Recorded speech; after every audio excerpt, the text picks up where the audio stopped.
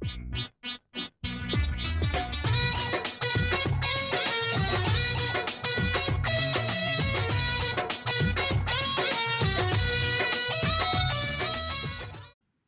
hello and welcome to The Spirit Safe. My name's Rob. Thank you very much indeed for joining me. Now, for those who don't know me, I like Scotch single malt.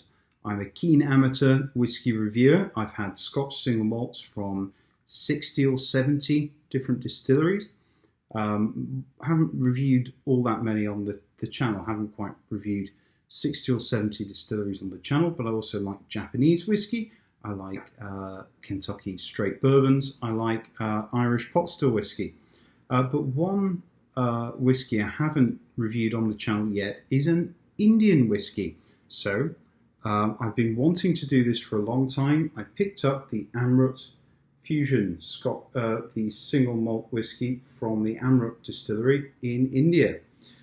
Slightly outmoded packaging, maybe. And a very large, obnoxious yellow Jim Murray 97 points sticker. I paid about just over 90 Canadian dollars at the BC liquor store. I've wanted to buy a bottle of this for a very, very long time. Just didn't get round to it. And then a few weeks ago, I said, right, that's it. Time to get an Indian whiskey, and I'll review it on the channel. And I was really rather impressed with it. Anything to say about this? Other Amruts I've tried one very, very expensive one at a whiskey festival, at a formal tasting. I can't remember what that was, but it was like a single sherry cask. It would have been outrageously expensive. And then quite a few years ago, probably 10 years ago now, I tried Amrut at a whiskey festival, and I wasn't outrageously impressed with it, I have to say. But, you know, times change. 10 years is a long time. My palate has improved, I like to think, in the 10 years. And I'm sure the whiskey has improved because I'm finding it now very, very good. So let me tell you what I get here.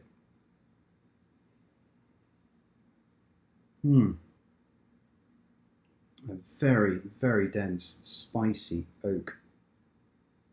It's almost chewy, slightly buttery and milky on the nose.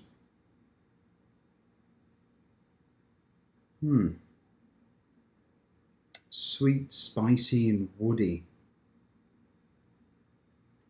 You do get an alcohol note. This is bottled at 50% ABV.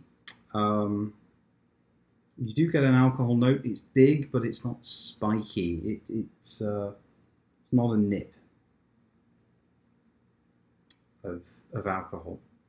I get some interesting notes of tamarind, sandalwood, and turmeric on the nose. A real spice market type nose to it.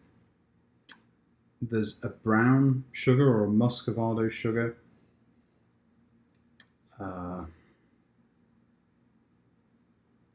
Kind of an aged dark rum as well. Big molasses note to it.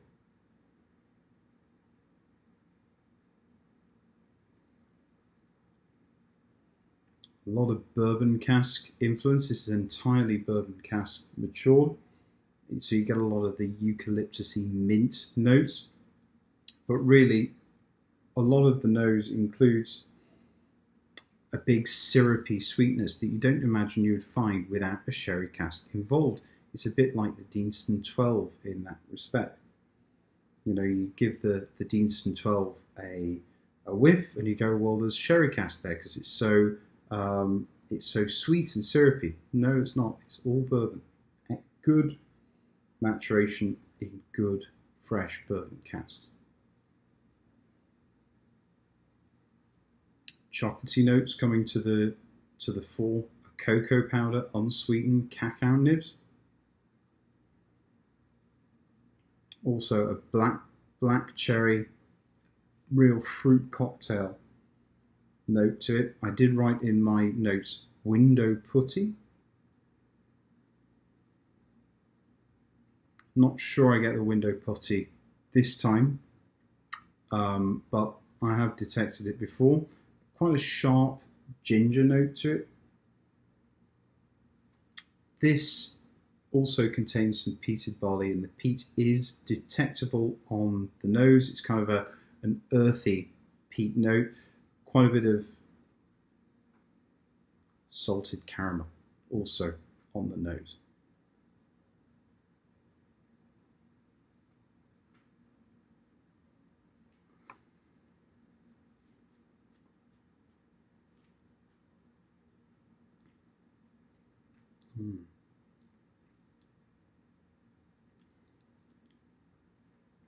Really lovely on the palate.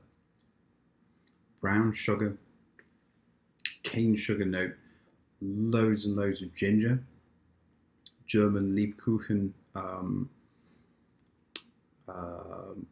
cookies, lime. It's really, really creamy in the mouth, and you do detect a chocolatey peat note as well. Just going to add a little bit of water.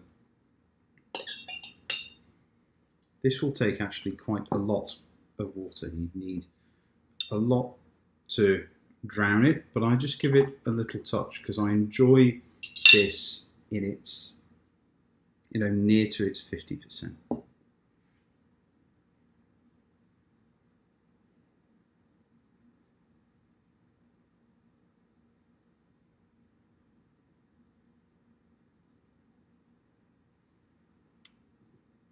Adding some water has made the chocolate a little bit more, the cacao note a bit more to the front, together with some mango and a little citrusy note as well.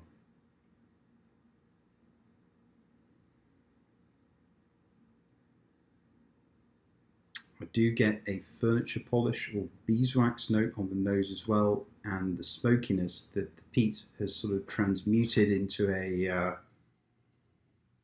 kind of hickory smoke.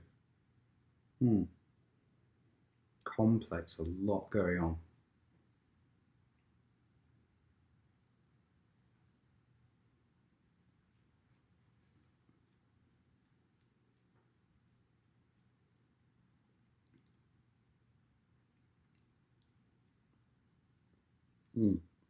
The palate, a few sweet and sour notes starting to come through. Lots of the wonderful fresh ex-bourbon cask notes. The mint and eucalyptus is on the palate, and there's a dry spice curry leaf type note on the palate. The finish is long and rich.